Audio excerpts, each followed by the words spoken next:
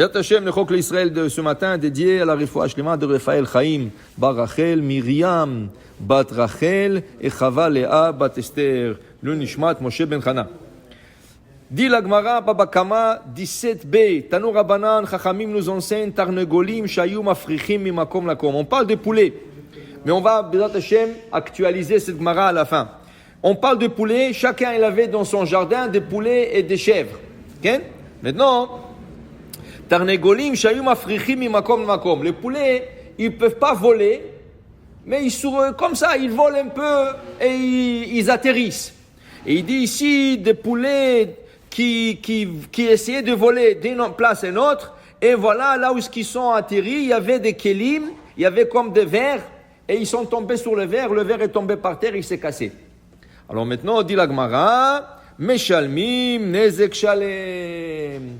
Puisqu'il est tombé directement sur l'ustensile, ou il a frappé directement avec son aile sur l'ustensile, le Baal Habayit, le propriétaire de ce poulet, devrait payer 100% de dommages. Il devrait payer la valeur de ce verre qui a été cassé. Mais, dit la Gemara, si le poulet n'est pas tombé sur l'ustensile directement et il a fait du vent avec ses ailes, Beruach chez Bekanfehem, Meshalmim Chatzi Nezek, ils paieront que la moitié de dommages. Pourquoi? Parce qu'il n'y a pas une action directe.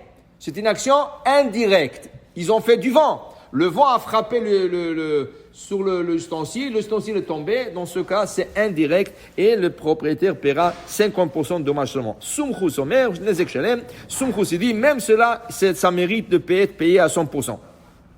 Tanya Haïdar, dans une autre braïta, on a étudié Tarnegolim, Shayum Desin al Gabeisa, de poulets qui sautaient sur une pâte. Une femme a préparé sa pâte de Shabbat pour faire la challah.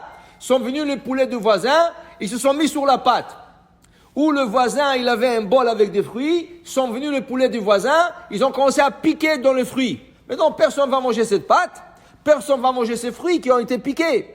Alors, dit la Gemara, puisque c'est un dommage direct, dans ce cas, le propriétaire des poulets paiera 100% de dommages. Il paiera la pâte ou il paiera les fruits qui ont été endommagés. Mais, si le poulet n'ont pas fait un dommage direct, ils ont fait un dommage indirect, veut dire qu'ils ont essayé de voler un peu et ça a fait monter de la poussière. Et la poussière est partie sur la pâte. Okay? Ou il y a des petites pierres qui se sont envolées avec l'air qu'ils ont fait avec leur aile, et les petites pierres ont tapé sur le fruit ou sur la pâte. Dans ce cas, comme c'est pas direct, ils paieront seulement 50% de dommages, 50% de ce dommage, et Sumchus Omer Nezek Shalem, selon Sumchus, c'est Nezek Shalem. Mais la halakha est comme Chachamim. Qui veut dire, la halakha fait une distinction entre un dommage direct et un dommage indirect. Comme on va faire aussi la distinction, par exemple, dans beaucoup de lois qui s'appliquent de Shulchan Aruch. Alors, aujourd'hui, comme vous savez, c'est la Iloula de Rav Ovadia Yosef. Et Rav Ovadia Yosef, c'était un des premiers rabbins au monde qui a écrit une responsa sur le frigidaire. À son époque, à lui, le frigidaire vient de sortir. Son fils raconte, Rabbi Yitzhak Yosef raconte, qu'il se rappelle, étant tout petit, il se rappelle que avant Shabbat, tout le monde allait sur le marché acheter des sacs de glaçons. C'est ça, la glace, comme ça, pour qu'ils puissent garder au froid les fruits, le boisson et tout ce qu'il y a. Il a dit, quand le premier frigidaire sont sortis, ils étaient deux dans l'immeuble de l'avoir. Et c'était le premier en Israël. Le Rav Ovadia Yosef et le Rav Ben Sion Abba Shaul.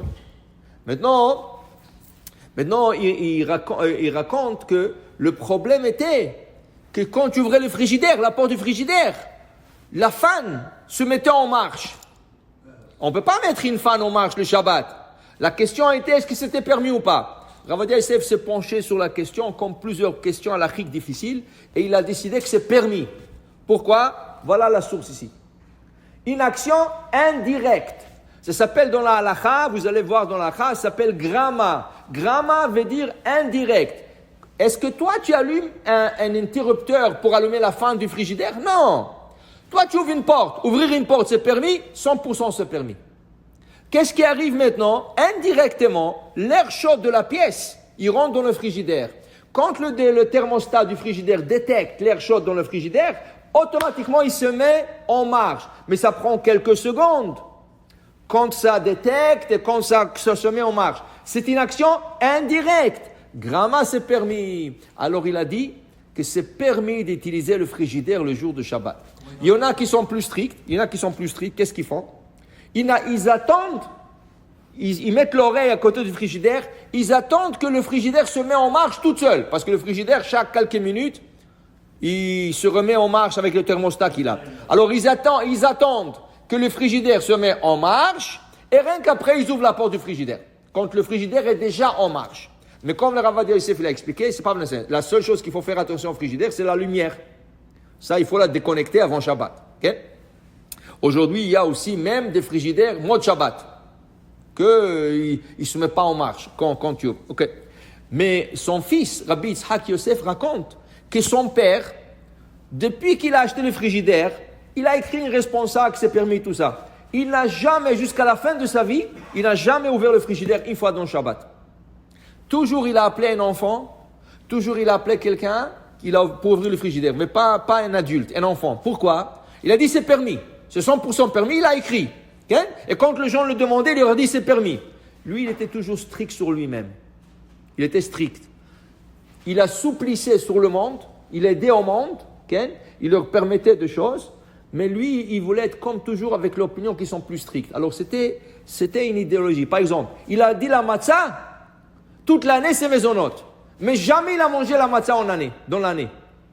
Jamais. Pourquoi? Parce que le Rav Ben Ishra était strict là-dessus, et le Rav Ben Ishra dit non, la matzah c'est moti. Alors dans ce cas, il a dit, puisqu'il y a des opinions, c'est pas le seul, il y a des opinions qui disent que la matzah c'est moti, il voulait jamais prendre la matzah dans l'année et faire maisonnote. Mais quelqu'un lui demandait, c'est quoi la bracha sur la matzah? T'as assez maisonnote, 10 maisonnotes.